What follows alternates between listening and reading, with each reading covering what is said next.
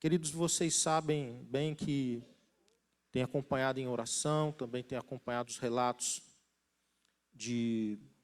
da viagem missionária que o pastor Gerson fez à Colômbia. E eu gostaria de convidá-lo para vir aqui à frente, por favor. O pastor Gerson é colombiano, irmãos. Ele é filho de missionários, pastores missionários. Pastor Gerson, ele é nascido e criado na Colômbia, como os irmãos podem ver. Ele aguentou o que pôde todo esse tempo aqui diante dos irmãos, mas agora ele criou coragem para assumir a sua nacionalidade colombiana. E a gente louva a Deus. Nós somos muito edificados por aquilo que ele compartilhou conosco. Deus tratou de muitas coisas com ele.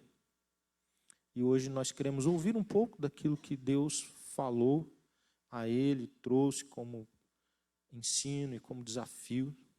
Porque, na verdade, todos nós fomos com o pastor Gerson na medida em que orávamos por ele e na medida que estávamos acompanhando a sua jornada ali.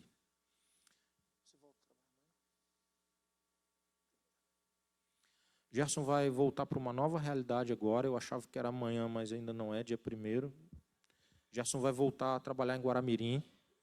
Ele estava tratando questões da sua saúde e agora ele está reabilitado. Ele é professor ali em Guaramirim, então ele vai ter uma jornada de novo longa, os desafios. Quando a gente olha o preço da gasolina, ficar se deslocando para Guaramirim é um baita de um desafio.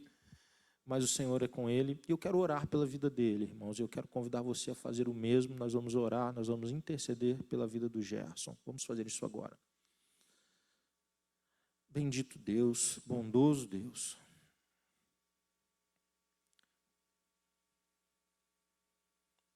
Uns 40 dias atrás, Deus, um pouco mais, na verdade. Num dos cultos aqui, Deus, nós oramos em favor do Gerson, do seu pai.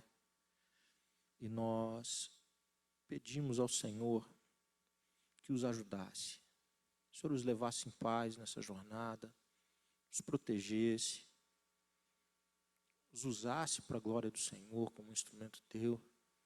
E hoje nós, como igreja, queremos te agradecer e reconhecer, Deus, que o Senhor fez muito mais até do que nós poderíamos imaginar. O Senhor abençoou de forma magnífica a vida deles. E hoje, Deus, nós estamos prontos aqui como igreja para recebermos do Senhor aquilo que o Senhor tem para nós. Te dou graças porque nesse tempo a família do Gerson também foi protegida e abençoada por Ti nesse lugar. E ele pôde reencontrá-los na paz do Senhor. E eu peço, Deus, também por esse retorno dele à sua atividade profissional. Eu peço em nome de Jesus, Pai, que o Senhor prepare todas as coisas para esse retorno, que o Senhor também o ajude, o abençoe, o guarde, o prospere nesse retorno, Deus, que está que em breve acontecerá, esse retorno dele para a sala de aula em Guaramirim. Deus querido, vem e move, Deus, nesse lugar com teu Espírito, para que tudo aquilo que for compartilhado aqui, Deus, possa ser transformador e desafiador para as nossas vidas. Para nos aproximarmos mais da Tua vontade, em nome de Jesus. Amém.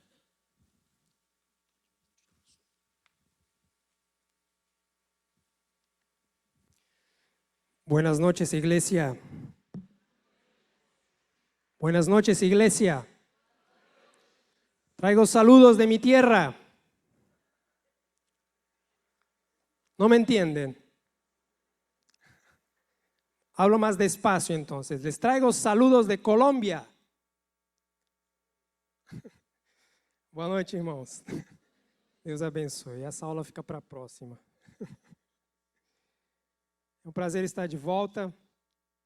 Como o pastor falou, pensei 2, 3 vezes antes de botar esse disfarce, mas eu precisava assumir, né? Para quem conhece alguma coisa da Colômbia, ou gosta do café colombiano, esse aqui tornou-se o símbolo da cultura colombiana com o nome de Juan Valdés. Foi criado um personagem para divulgar a cultura cafeteira colombiana, baseado naquilo que é o colhedor de café, né? Aquele personagem que está ali trabalhando de sol a sol, colhendo café e ganhando por quilo a quantia de R$1,20 por quilo de café que ele colhe para poder sobreviver. Logicamente que na ponta quem ganha é quem comercializa esse café na Europa, nos Estados Unidos, mas o trabalhador ele pena bastante para ter o seu sustento. Então esse aqui é o caráter que eu estou vestindo hoje, né? Mas Deus é bom. Muito bom rever os irmãos, muito bom estar novamente aqui na igreja, com os irmãos, com a família, com todos aqueles a quem amamos. Quero já de antemão agradecer pelas orações, porque eu sei que a igreja esteve orando e o Senhor esteve conosco. O Senhor tem sido misericordioso desde o primeiro momento em que Ele nos deu essa oportunidade de ir até ali, como eu já havia comentado. Tinha esse desejo e não sabia quando isso Deus ia me conceder, e Ele concedeu no momento certo. E, em princípio, eu pensava em ir simplesmente tirar umas férias, conhecer, rever os locais onde eu estive, e Deus me presenteou com algo mais, Ele me deu algo a fazer. Então, eu sou grato a Ele, porque Ele sabe de tudo. Amém? Quero agradecer também àqueles que, além de orar, também colaboraram para que eu pudesse estar ali financeiramente. Saiba que a semente que você plantou permitiu que eu chegasse até onde o Senhor nos permitiu chegar. E você colaborou com isso também. Eu tenho certeza que o Senhor há de nos despertar como igreja para novos desafios. Eu queria que o Gabriel colocasse ali o primeiro mapa, só para a gente se situar um pouquinho. Se puder desligar aqui, por favor, também. Então, aqui mais ou menos é se fosse em linha reta, né? Logicamente que a gente não vai em linha reta, mas são quase 8.000 quilômetros em linha reta, que nos separa aqui a casa da capital, Bogotá. Daqui eu peguei um avião, fomos ali de Curitiba até São Paulo, esperamos algumas horas e depois de lá seguimos até a capital, 6 horas de avião, direto, atravessando o Brasil. E ali neste outro lado está o que o Google Maps, né, deixou registrado daquilo que eu percorri. Eu mesmo, até conversando com o pastor, me surpreendi de poder ter chegado até lá em cima, porque estava no coração, mas olhando para a realidade, para tudo aquilo que estava diante dos meus olhos, eu achava impossível. Tenho que confessar isso. Os irmãos vão entender. Eu achei que não pudesse chegar. Logicamente que para quem acompanhou os vídeos, não sei se todos conseguiram ver os vídeos que eu colocava, alguns desafios eu não consegui chegar por razões que eu coloquei ali, mas eu acredito que pode ser uma nova oportunidade que o Senhor está reservando para mais adiante. Então nós chegamos ali em Bogotá, dali fomos para Manizales, que é a cidade onde eu nasci, depois dali nós fomos para Cali, depois subimos para Armênia, fomos para Melgar, dali voltamos para Bogotá, depois eu fui para Medellín, subi até Cartagena e aí eu voltei a Bogotá. E não foi de turismo que eu fui, né? Fui para Cartagena, ver a praia. Não. Havia algo que o Senhor queria que eu visse lá e que eu pudesse ter essa oportunidade. Então, esta é a Colômbia. Apesar de tão perto, não é tão perto assim, né? E eu fiz um resumo desses 35 dias, eu editei um vídeo ali, eu queria que o Gabriel colocasse uns 4 minutinhos mais ou menos para você perceber ali alguns momentos que ficaram registrados, né? Logicamente que é muita coisa para conseguir, eu tive que fazer a proeza de colocar isso em 4 minutos e meio. Quando eu comecei a editar, dava 20 minutos, meia hora, aí eu falei, não, eu tenho que reduzir que isso não vai dar certo. Aí tive que priorizar, né? Mas conseguimos ali fazer algo. Gabriel, por favor. Obrigado.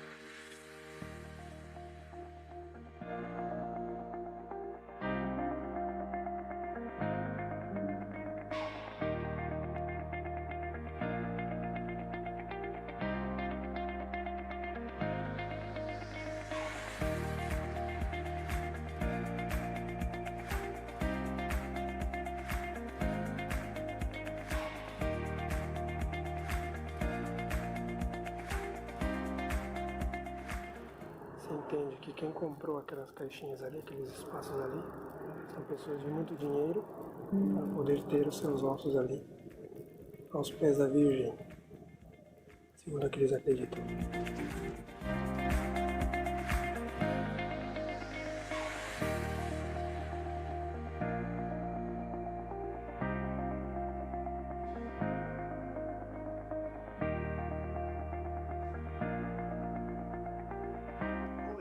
Entonces tenemos una lucha, una batalla de cómo alcanzar nuestros niños principalmente, porque Colombia ha sido número 1 en la violencia contra los niños y necesitamos ayuda, necesitamos que vengan a ayudarnos como...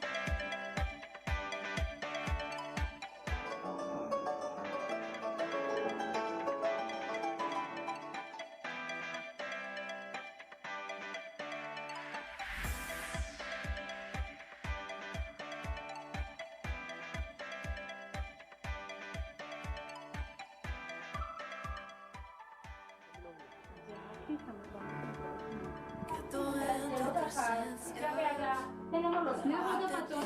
Mira los caballos cómo se quedaron. Mira, mire, vea.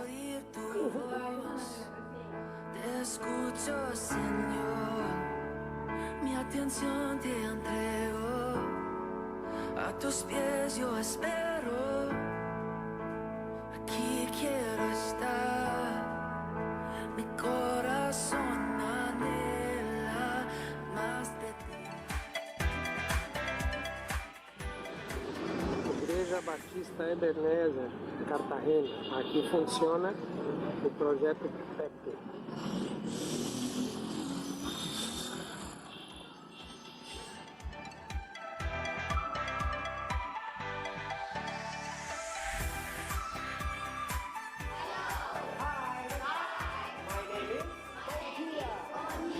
Qual é o seu nome? Bien. Es así nomás.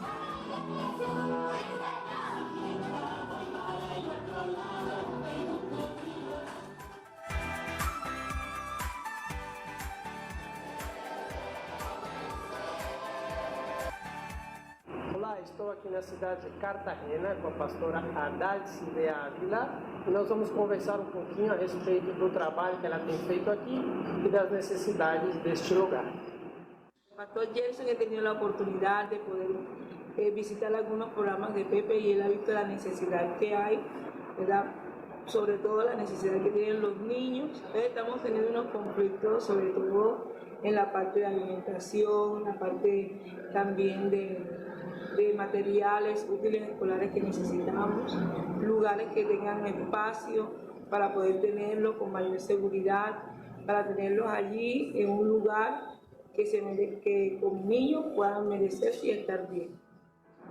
Aquí los sábados tenemos que hacer evangelismo en diferentes edades, porque no tenemos el espacio suficiente. Estamos contando con 200 familias, 200 niños que nos reunimos acá los sábados, enseñándoles lo que es, presentando a Jesucristo como suficiente Salvador. Se nos hace muy difícil conseguir a veces los medios para poder cocinar. Para el fútbol, los balones y todas estas cosas que se nos dificulta. Se necesita una pareja que nos ayude en el trabajo evangelístico, que nos ayude a que los líderes se capaciten para poder avanzar. Muy bien, muchas gracias. Que el Señor continúe bendiciendo este lugar y a su vida. Amén. Gracias. Y mis pies los dejaré transformados.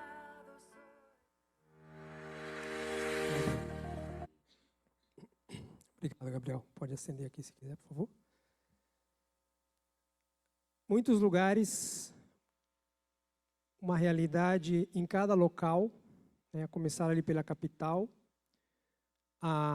Ultimamente a Colômbia tem voltado aos seus níveis de insegurança máxima por conta de várias mudanças que houve, né, até a partir da negociação de paz que houve com a guerrilha, né, lá no começo de 2000. Aparentemente haveria um acordo, mas sempre os interesses dos grupos prevaleceram. Então esse acordo não tem sido possível e hoje em dia a Colômbia ela volta de novo a ter a guerrilha armada, mas agora ela convive com outros problemas.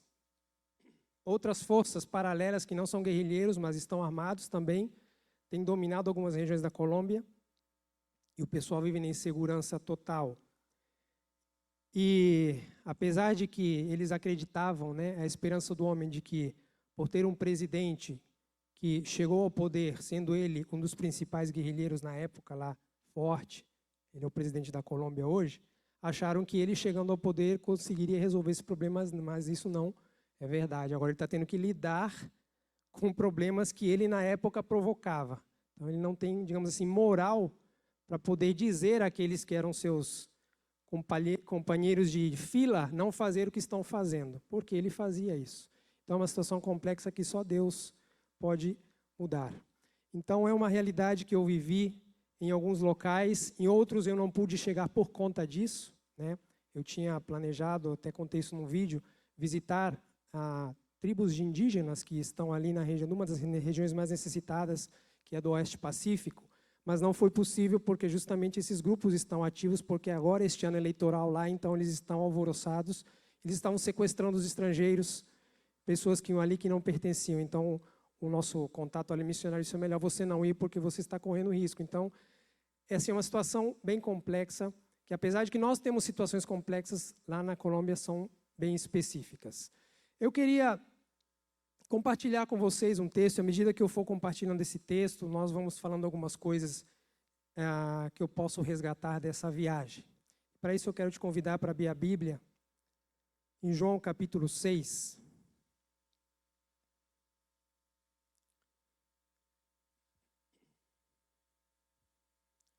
João capítulo 6, vamos ler do versículo 1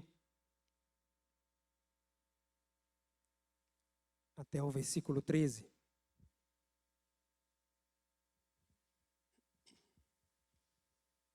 Amém? Algum tempo depois, Jesus partiu para outra margem do mar da Galileia, ou seja, do mar de Tiberíades. E grande multidão continuava a segui-lo, porque viram os sinais miraculosos que ele tinha realizado nos doentes. Então Jesus subiu ao monte e sentou-se com os seus discípulos. Estava próxima a festa judaica da Páscoa. Levantando os olhos e vendo uma grande multidão que se aproximava, Jesus disse a Filipe: onde compraremos pão para este povo comer? Fez essa pergunta apenas para pô-lo à prova, pois já tinha em mente o que ia fazer. Filipe lhe respondeu: 200 denários não comprariam pão suficiente para que cada um recebesse um pedaço. Outro discípulo, André, irmão de Simão Pedro, tomou a palavra. Aqui está um rapaz com 5 pães de cevada e 2 peixinhos. Mas o que é isto para tanta gente? Disse Jesus: mandem o povo assentar-se. Havia muita grama naquele lugar e todos se assentaram. Eram cerca de 5.000 homens. Então Jesus tomou os pães, deu graças e os repartiu entre os que estavam assentados, tanto quanto queriam, e fez o mesmo com os peixes. Depois que todos receberam o suficiente para comer, disse aos seus discípulos: ajuntem os pedaços que sobraram, que nada seja desperdiçado. Então eles os ajuntaram e encheram 12 cestos com os pedaços dos 5 pães de cevada deixados por aqueles que tinham comido. Essa é a palavra do Senhor para nós nessa noite. Eu queria compartilhar estes minutos baseado em uma pergunta: qual será a nossa resposta? O Evangelho de João ele foi escrito praticamente 20 anos depois dos outros evangelhos. E o que João registra nesse seu livro, aqui neste evangelho, são declarações de Jesus que dão prova de que ele é Deus, da sua divindade. Como, por exemplo, eu sou o pão da vida. Jesus declarou, eu sou a luz do mundo. Ele também disse, eu sou a porta. Eu sou o bom pastor. Eu sou a ressurreição e a vida. Eu sou o caminho, a verdade e a vida. Ainda, eu sou a videira verdadeira. Jesus, ele prova, além das suas declarações, além daquilo tudo que havia sido profetizado, ele prova a sua divindade também através de sinais e milagres. Nós estamos aqui no capítulo 6, onde nós encontramos, se nós lemos o capítulo 6, Jesus está fazendo o quarto sinal, o quarto milagre aqui, mais uma vez provando que ele é Deus, mais uma vez cumprindo tudo aquilo que havia sido escrito a seu respeito. Deus enviou Jesus e ele veio com uma missão. Deus deu prova de que Jesus era Deus e Jesus estava aqui recebendo essa comissão e levando adiante a sua missão. Ele havia explicado já a sua missão aos seus discípulos e muitos deles, talvez até aquele momento, não haviam crido. E agora, quando nós chegamos aqui no capítulo 6, nós encontramos que o plano de Jesus agora era buscar um lugar solitário. Ele vinha aí de uma maratona de estar com o povo, com a multidão, fazendo sinais e milagres, e agora o seu plano era buscar um local tranquilo para descansar, para estar com seus discípulos. Mas se nós vamos lá em Mateus, nós vemos no capítulo 14 que o seu plano foi frustrado, porque havia uma grande multidão. E, entretanto, o que Jesus fez? Ele virou as costas e foi embora? Não. No versículo 5 que nós acabamos de ler, diz que levantando os olhos e vendo uma grande multidão que se aproximava, ele olhou a multidão, ele viu a sua situação. E o que ele fez? Jesus então decide ir ao encontro da multidão. Ele decide cuidar da multidão. Ele decide ensinar a multidão. Ele decide curar os doentes entre aquela multidão. E neste momento ele também dedica tempo para alimentar aquela multidão faminta. Isso me fala de uma oportunidade. Jesus viu aquela oportunidade e não a deixou passar. Viu a sua situação, conforme relata Mateus, ovelhas sem pastor. Eram como ovelhas sem pastor. Então Jesus decide trazer esperança àqueles corações. Ele viu o seu estado físico. Eram doentes, enfermos. Jesus então tocou-lhes e curou-lhes. Jesus viu suas necessidades. Eles estavam famintos. Jesus alimentou-lhes e serviu-lhes.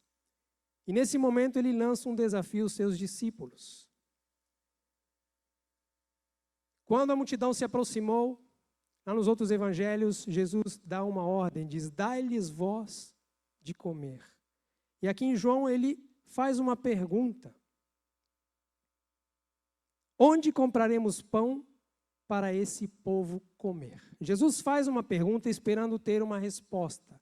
Jesus faz um desafio esperando que os seus discípulos entendessem aquilo que Jesus, Deus, estava ali fazendo, mostrando, ratificando. E aí Jesus faz uma pergunta e ele obteve várias respostas.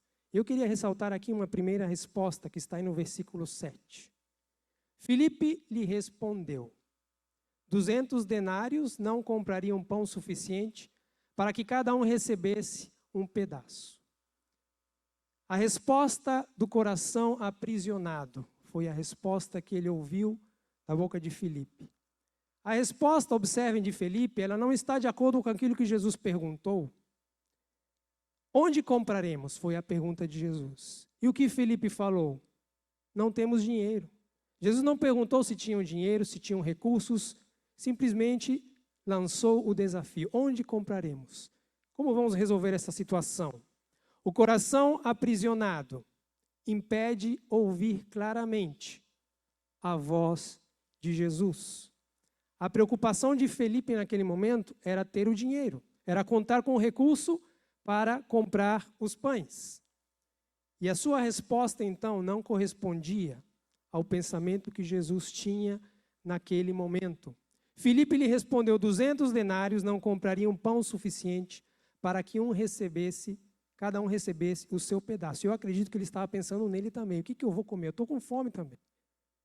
Eu preciso estar nessa parada aí. Como assim? Vai se preocupar com os outros e a gente está aqui. O tempo todo andando, fazendo, e a gente? Quando que a gente vai pensar na gente? O coração aprisionado. Jesus sequer havia mencionado a questão do dinheiro, mas ele fez, versículo 6, a pergunta para colocá-los à prova. Por vezes nos assemelhamos a Filipe. Não ouvimos claramente a voz de Jesus.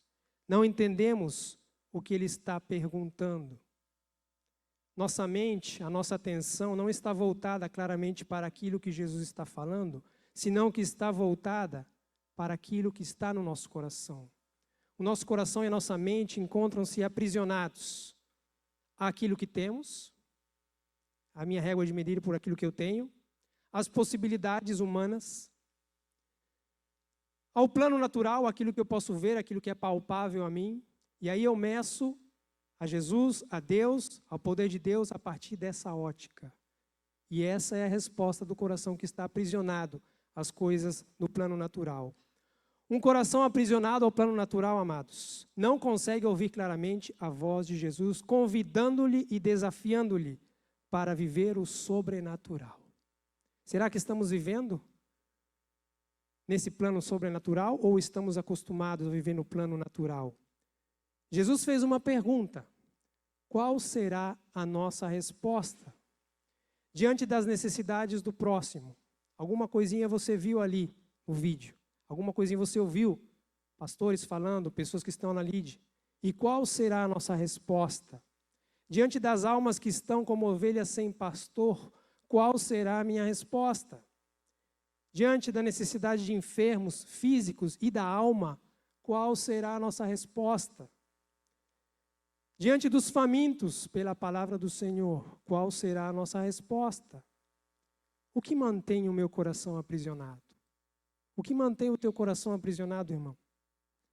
O que tem nos impedido de ouvir claramente?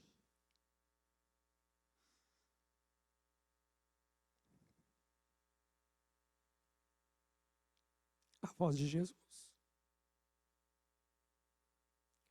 Qual será a nossa resposta hoje, amados? O Senhor está perguntando. O Senhor está nos chamando. Quero pedir para o Gabriel colocar a foto número 1. Alguns ouviram deste relato, porque logo que aconteceu, eu contei para minha família e para algumas pessoas mais próximas. Esse é o Juan Carlos, lá em Bogotá. Eu estava andando com a minha mente preocupada em outras coisas. Preocupada em agir a minha documentação, porque eu fui e aproveitei essa oportunidade também para fazer meus documentos. Estava preocupado com recursos para dar continuidade à viagem, com os destinos que eu queria chegar. Isso era o que estava na minha mente. Meu coração estava aprisionado àquilo naquele momento. E eu passei por esse homem, como muitos outros estavam na rua. E a atitude minha foi ouvir, mas não prestar atenção ao que ele estava falando. Porque, quem sabe, eu imaginei mais um pedinte na rua.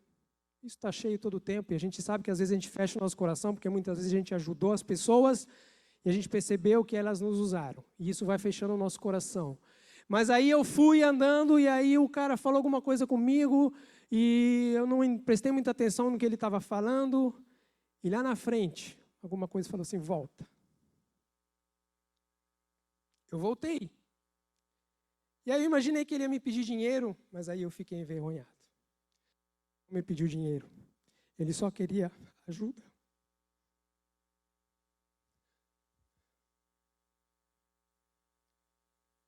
Conseguem olhar as mãos dele? Quase não tem os dedos. Ele teve 80% do seu corpo queimado trabalhando. E o que ele me pediu era simples. Ele queria que eu ajudasse ele a pegar o guarda-chuva dele porque doíam as suas mãos, estava começando a chover, fechasse o guarda-chuva, colocasse na bolsa e o ajudasse a ir embora para casa.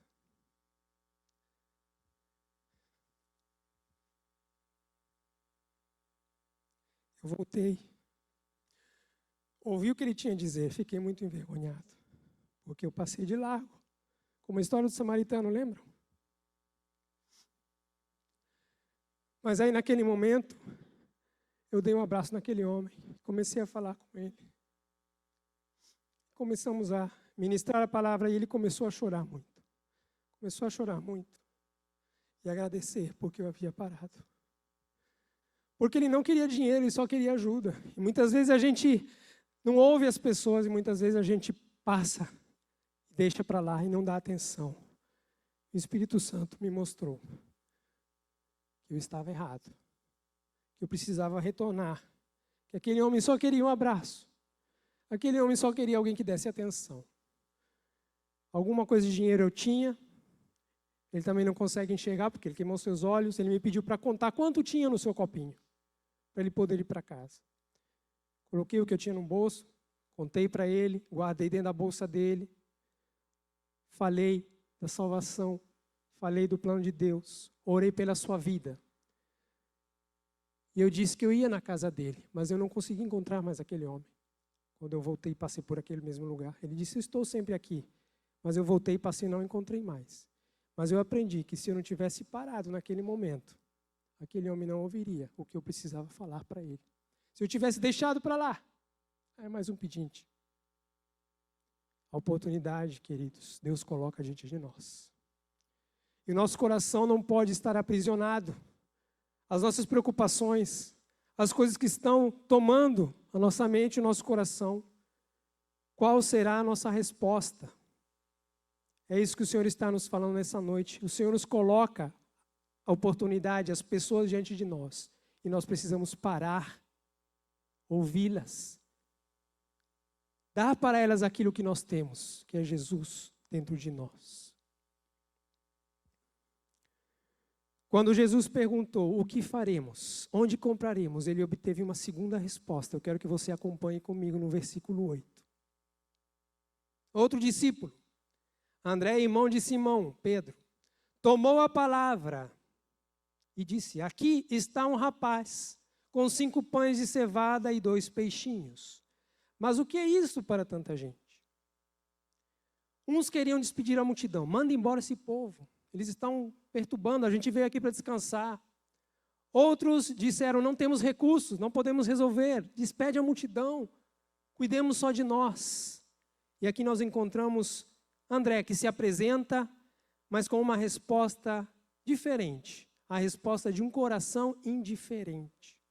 André apresenta uma saída, mas ele se exclui, ele se exime da sua responsabilidade. O que ele diz? Versículo 8, outro discípulo, André, irmão de Simão Pedro, tomou a palavra, mas não para dar uma resposta, diz, aqui está um rapaz. André se apresenta e terceiriza a sua responsabilidade para o coitado do rapaz, que acho que nem sabia porque estava ali, estava para ouvir Jesus e de repente caiu no colo dele. Eu não tenho nada para oferecer, mas está aqui, ó, aqui está um rapaz. Terceirizar, passar adiante aquilo que é nossa responsabilidade. André apresenta uma possível solução, mas não é comigo. Não tem nada a ver comigo. É com ele. Essa é uma resposta de um coração indiferente. E muitas vezes agimos dessa maneira. Entendemos, ouvimos a voz de Jesus claramente, mas na hora que precisamos agir, que precisamos dar resposta, terceirizamos. Não, isso não é comigo, isso é com o pastor, isso é com o evangelista, com o missionário, isso é com as irmãs da criança, que cuidam das crianças, porque nós, homens, não cuidamos de crianças. Vocês viram ali, em algumas imagens, a necessidade que há de cuidado das crianças. E eu fui ali, especialmente quando eu cheguei em Cartagena. A líder daquele local me perguntou, o que você quer fazer? Falei, o que você me der para fazer, eu faço. Ela preencheu minha agendinha assim, ó, desde o momento que eu cheguei até o último dia que eu fui embora. Falei, glória a Deus. E nisso estava, trabalhar com as crianças. E muitas vezes nós pensamos que as crianças é responsabilidade das irmãs da igreja. Mas não, queridos. Eles são almas. Eles precisam de nós, homens. E eu quero desafiar aqui algum homem a mais que esteja comigo lá no domingo, no projeto que nós vamos realizar agora com as crianças, porque só tinha eu lá. O resto eram tudo irmãs. Mas eu acredito que Deus quer levantar homens cheios do Espírito para alcançar as crianças, porque as crianças precisam ter as duas figuras, certo? Feminina e masculina. Então o Senhor está te chamando nessa noite para você se envolver com o ministério infantil também. André apresenta uma possível solução, mas ele também mostra uma dificuldade. Ele não acredita naquilo que ele está falando. O versículo 9 diz assim: aqui está um rapaz com 5 pães de cevada e 2 peixinhos, mas o que é isso para tanta gente? Ele mesmo não acredita naquilo que Jesus poderia fazer, na solução. A resposta do coração indiferente está imbuída de desculpas. São somente pães, pouquinhos pães. São somente pães de cevada, Jesus. O senhor não sabe que esses pães aí não são de trigo, são de cevada. E naquela época os pães de cevada eram utilizados como pão de segunda linha, né, como material de segunda linha para fazer alimento para os animais. Você não está vendo, Jesus? Isso aí não é comida para a gente, não. Isso é coisa para os animais. E ainda fala dos peixinhos. E a palavra que é utilizada para peixinhos é literalmente, são coisas mínimas. Isso não adianta, isso não é solução. O senhor não vai poder fazer nada com isso. A resposta de um coração indiferente denota falta de fé e incredulidade. Ele está desafiando Jesus, dizendo: não, Jesus, você não pode fazer nada com isso que está aí. Você não tem poder nenhum. E Jesus está mostrando: eu sou Deus. Mas ele não está acreditando. O seu coração indiferente o leva à infidelidade, à incredulidade. André havia presenciado os milagres, os sinais que Jesus havia feito. E mesmo assim, naquele momento, ele não acreditava, ele não cria que Jesus podia fazer algo. André se apresenta diante de Jesus com incredulidade. Não dá para fazer nada com isso, deixa isso para lá, isso não é problema nosso. E muitas vezes a nossa incredulidade, ela acontece da seguinte maneira: eu tenho tão pouco que se eu der, pode me faltar, vai me fazer falta. Mas esquecemos da oferta da viúva pobre, que deu tudo o que tinha. E o Senhor quer que nós entreguemos a nossa vida por completo, porque a nossa vida não é nossa, é dele. 1 Timóteo 4,14 diz: não te faças negligente com o dom de Deus que está em ti. Eu e você temos dons, e o Senhor nos deu esses dons, porque Ele espera de nós uma resposta. Qual será a tua resposta? Gabriel, por favor, o vídeo 2. Alguns já viram essa história, mas para quem não viu, é uma história desafiadora. O vídeo 2, por favor, Gabriel.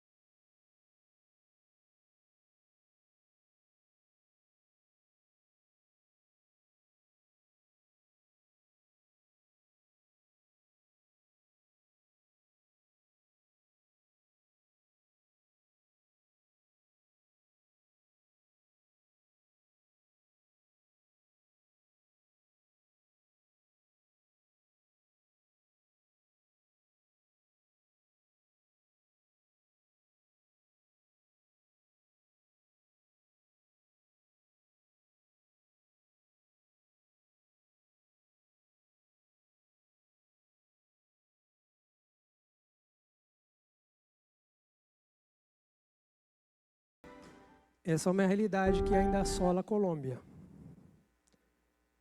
Não existe mais a hegemonia que existia antes, né, de 2 grupos somente dominando a questão das drogas na Colômbia, mas depois que houve a morte ali do seu principal ícone, que foi Escobar, houve assim se espalhou um pouco, né, mas sempre as pessoas tentando tomar o domínio. E os pequenos, digamos assim, que tomaram seus espaços. E essa história que nós ouvimos do Germán e Rubiela, muito próximo, porque foi com o genro dele, né? Perdeu seu genro por conta dessa realidade. Isso me fez pensar naquela realidade que muitos ainda vivem ali, mas quem sabe uma realidade que possa estar do teu lado, que tem destruído famílias, e essas famílias estão do nosso lado precisando uma palavra, precisando um conforto, precisando desabafar, porque eu não sei para quantos ele contou essa história, mas assim que nós chegamos, começamos a conversar, e a conversa foi por ali, de repente, ele começou a contar essa história. Eu até tentei, mas não consegui, por questões óbvias, para que eu pudesse chegar em todos esses lugares, simplesmente andando de ônibus era impossível. Eu tentei ver se eu conseguia lá visitar a filha dele, mas ele morava em outra cidade, meio difícil de acesso, porque ele me disse que ela está em um processo depressivo profundo, por conta de toda essa história. A neta, que é a filha da filha dele, está em outra cidade estudando, mas eu também não sei quais as condições dessa menina agora. Mas a gente sabe que aquilo que Satanás faz na vida das pessoas é para destruí-los. E eu oro a Deus para que essa menina consiga ouvir a mensagem do Evangelho, que Deus restaure a sua vida. O que nós podemos fazer é orar, mas nós não podemos ficar calados. Qual será a nossa resposta? Com certeza, o Senhor há de colocar pessoas no nosso caminho, e essas pessoas precisam da nossa oração, precisam de ouvir a mensagem que nós temos de salvação, de restauração. Qual será a nossa resposta diante das necessidades, angústias e sofrimento das pessoas? Indiferença? Desculpas? Não é comigo, ele é que tem os peixinhos. Negligência? Qual será a nossa resposta? Não permita, amado irmão, que Satanás te engane, dizendo que você não é capaz, que isso não é contigo, que isso não é problema seu, que você está bem como você está. Você já é salvo, você vai para o céu, você já está garantido. Não permita que Satanás te engane. Não ouça essas mentiras de Satanás.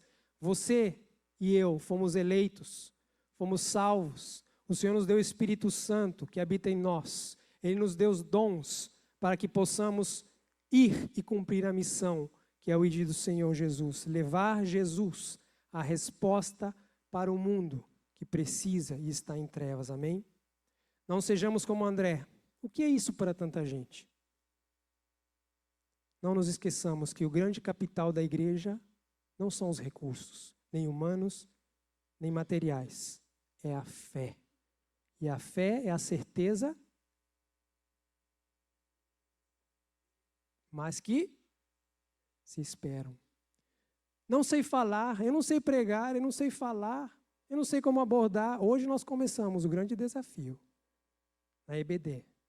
Evangelismo radical, discipulado, aprender a Bíblia. Todas são ferramentas que o Senhor está nos dando para que possamos ir e sejamos de bênção e tragamos a resposta. Qual será a nossa resposta? Em terceiro lugar, eu quero que nós entendamos e vejamos que existe a resposta correta, que é a resposta do coração compassivo.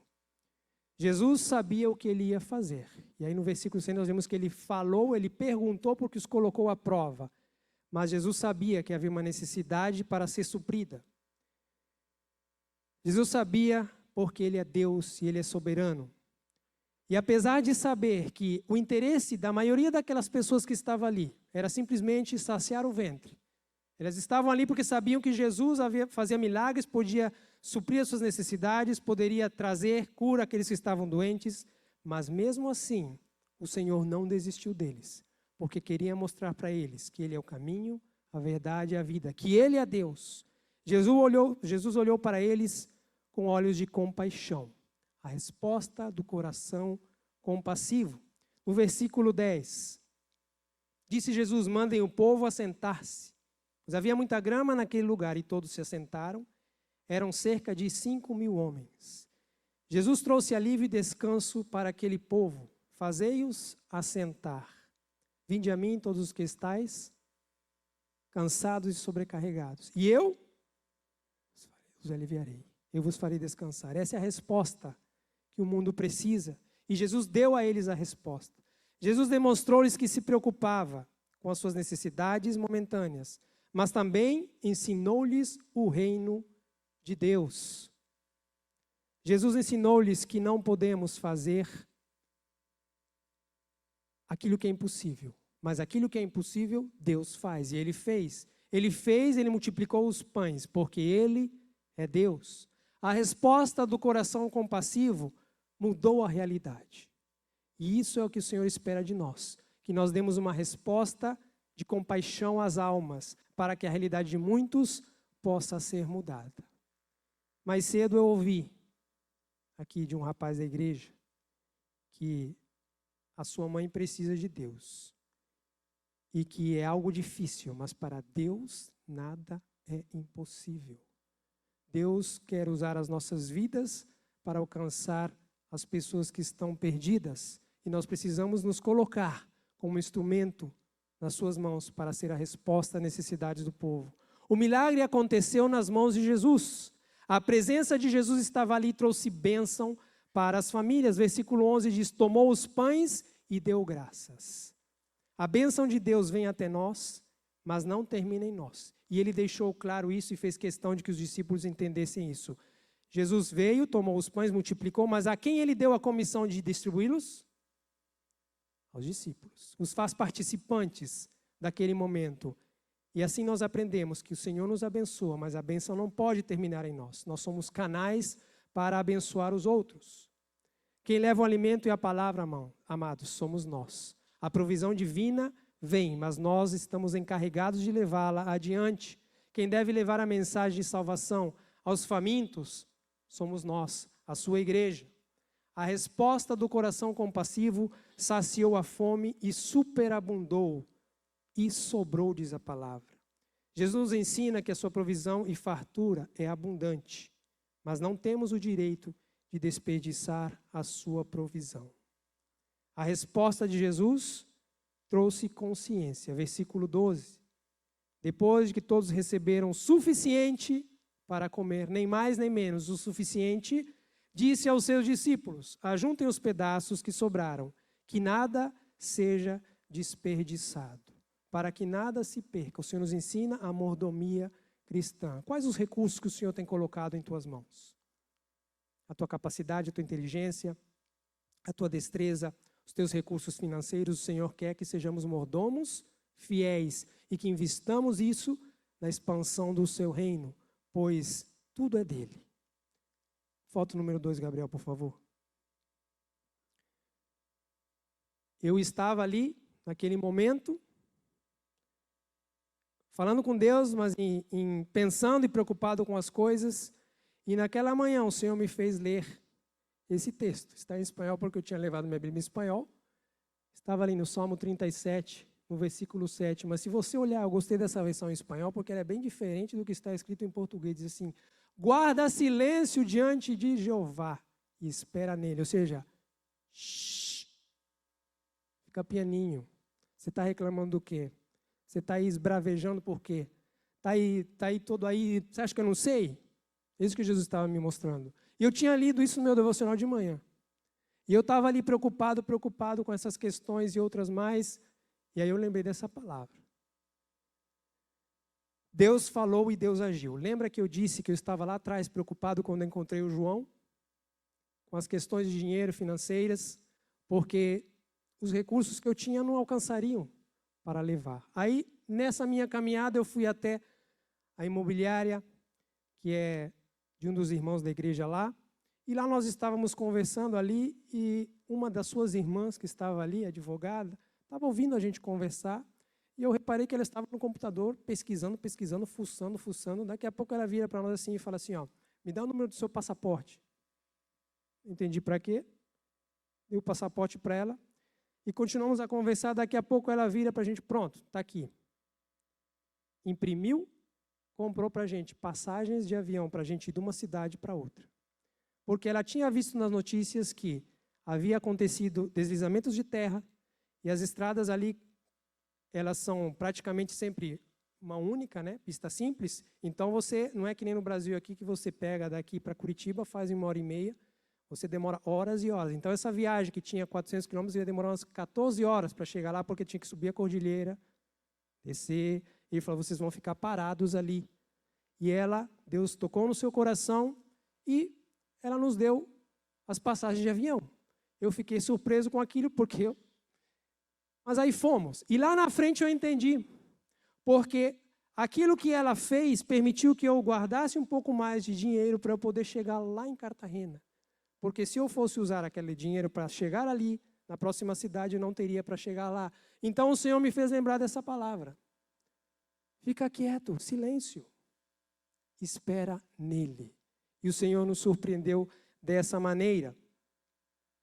E aí, quando nós voltamos, porque a nossa pressa também era poder cumprir os prazos, porque nós tínhamos prazo para voltar, então a primeira coisa que eu fui fazer lá quando eu cheguei foi ver a questão da minha documentação, porque documentação sempre demora.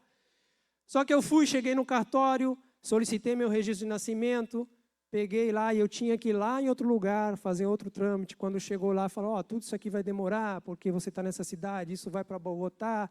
Aí eu pensei, bom, então quando eu voltar para Bogotá eu faço, porque não adianta eu fazer aqui, manda para Bogotá, volta para cá, eu vou ter que voltar aqui, eu não tenho como. Deixei para lá. Só que quando nós chegamos em Bogotá, eu fui fazer o trâmite, chegando lá no cartório, eu dei entrada em tudo, e aí eu tive uma surpresa, irmãos.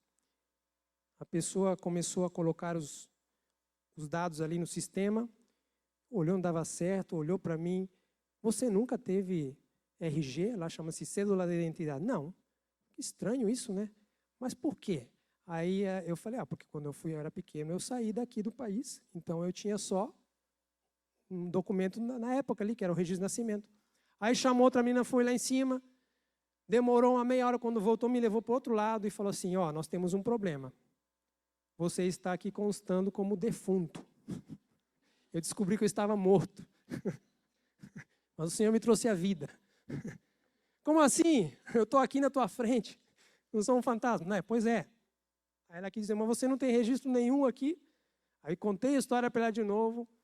Então é o seguinte, nós temos um problema. Nós vamos ter que fazer um trâmite interno para tentar reverter essa situação, saber por que você está aparecendo aqui como morto. E aí eu perguntei, e quais são os prazos para isso? Não temos prazo. Aí eu pensei, bom, o que eu vou fazer? Me dá um telefone e me dá um e-mail e você vai aguardar o nosso contato. Aí eu falei, olha só, senhorita, eu preciso que você me dê alguma previsão, porque eu estou para viajar, nesse momento eu já tinha um recurso para ir até Cartagena. Quando eu voltar, vai faltar 2 dias para eu ir embora, e eu vou embora para o Brasil. Então eu preciso saber quando que eu posso vir. Eu falei, lamentavelmente não posso te dizer nada. E assim eu continuei a gira, fui para outras cidades. Todo dia olhando e-mail, telefone, nada tocava. Quando eu voltei para Bogotá, faltando 2 dias para vir embora, eu até, quando estava em Cartagena, liguei para o pastor Carlos, contei para ele a história, falei, a questão da documentação eu não vou conseguir fazer. Irmãos, faltando 1 dia para eu ir embora. Naquele dia, eu acordei assim, eu falei, acho que eu vou levantar e vou lá. Levantei 6 horas da manhã, fui. Cheguei lá, o primeiro para abrir o cartório. Aí eu falei, lembra que eu estive aqui uns 15, 20 dias atrás? Lembrei. Pois é, lembra que você me disse isso, aquilo outro? Eu não recebi e-mail, não recebi ligação nenhuma. Eu queria saber qual a situação, amanhã eu estou indo embora. Só um pouquinho. Eu cheguei lá 8 horas da manhã, 10h40 ela me atendeu de volta. Aí quando ela desceu, ela falou, pronto, está resolvido. Vem aqui, chega na janelinha, o cara me perguntou os nomes, me chamou na outra sala. Em síntese, sentei lá e ela falou, você vai dar entrada no seu documento agora. Então o Senhor mais uma vez me fez lembrar, fica quietinho, eu sei de tudo. Falei, pronto, perdi, vim aqui, não consigo dar entrada no meu documento, como é que eu vou fazer depois? Irmãos, na hora final, já naquela tarde, para acabar, porque no outro dia eu ia embora, eu consegui dar entrada no documento. Para a honra e glória do Senhor. O Senhor me mostrando, os tempos são meus. Eu tenho o controle de tudo. Por que você está reclamando? Por que você está falando? Guarda silêncio diante do Senhor e espera nele.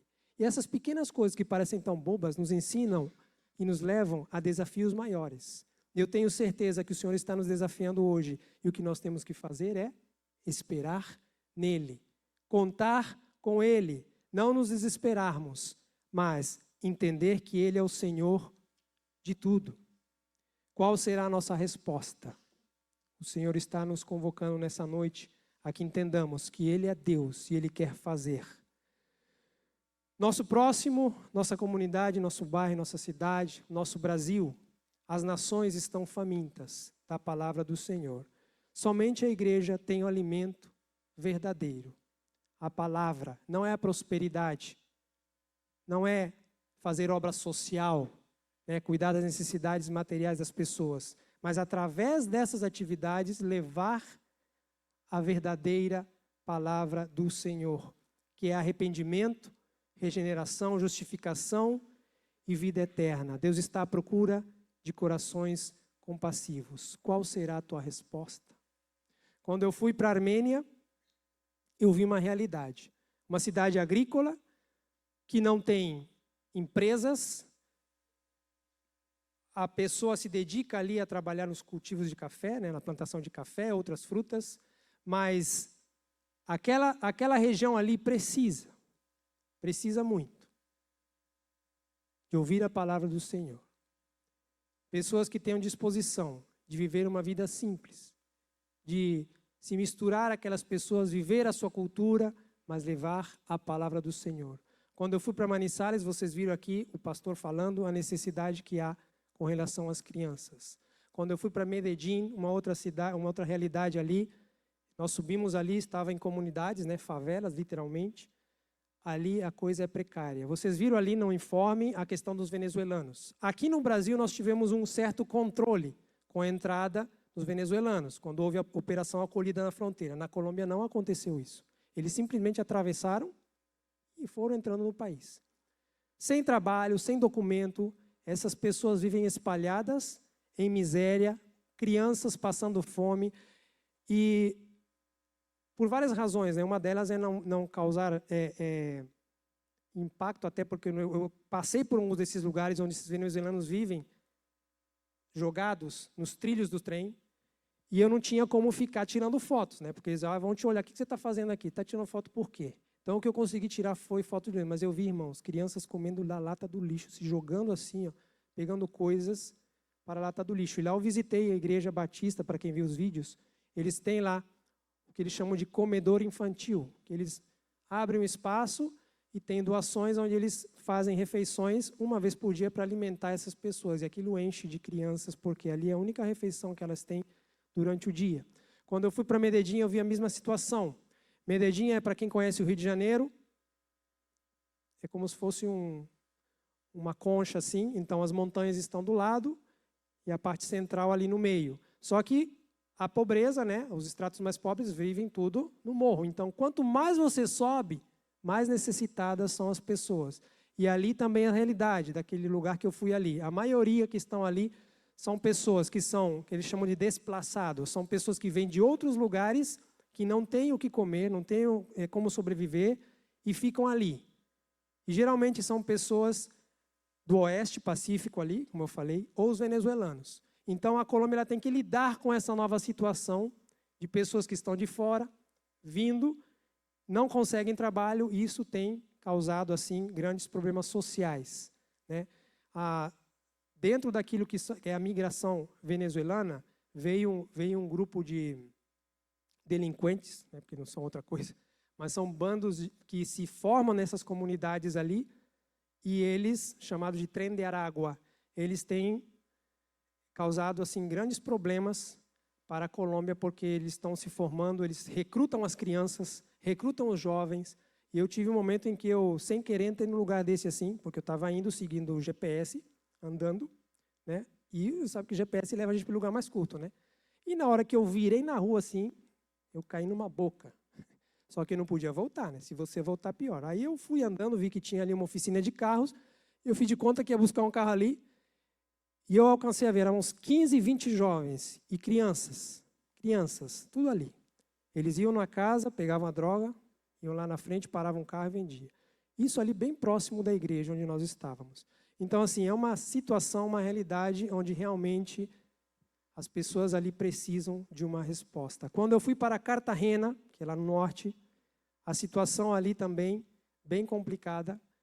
Sobretudo, vai estrear, se já não estreou, acho que vai estrear aquele filme Sounds of Freedom. Não sei quem está atento aí.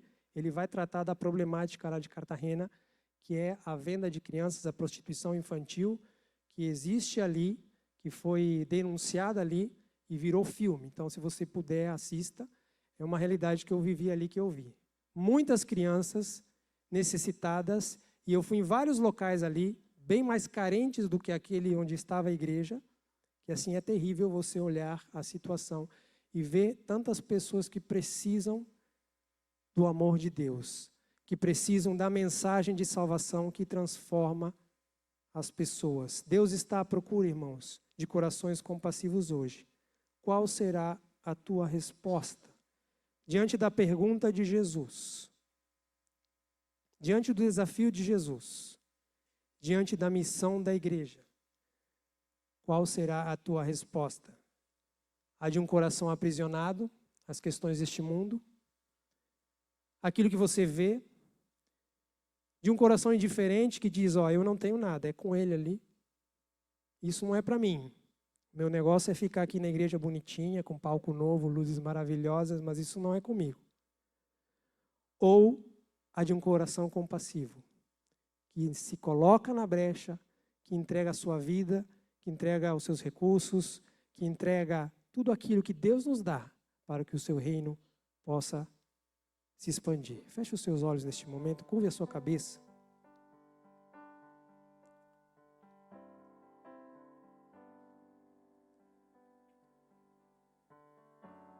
E eu não sei se há aqui entre nós alguém que ainda não teve uma experiência com Jesus, que ainda não experimentou esse Deus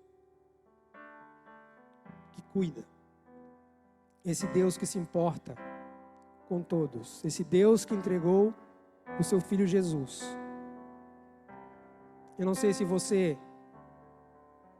vem à igreja, se você participa, ou se você simplesmente frequenta a igreja. Mas o Senhor Jesus, nessa noite, Ele te chama. Ele quer que você o conheça. Como um Deus pessoal, como um Deus que pode mudar a realidade do homem.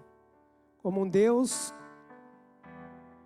que nos ama, cheio de graça e amor, deu o seu Filho, esse Filho único, santo, bendito, que veio a este mundo, entregou a sua vida no meu lugar, porque nós é que merecíamos a morte eterna.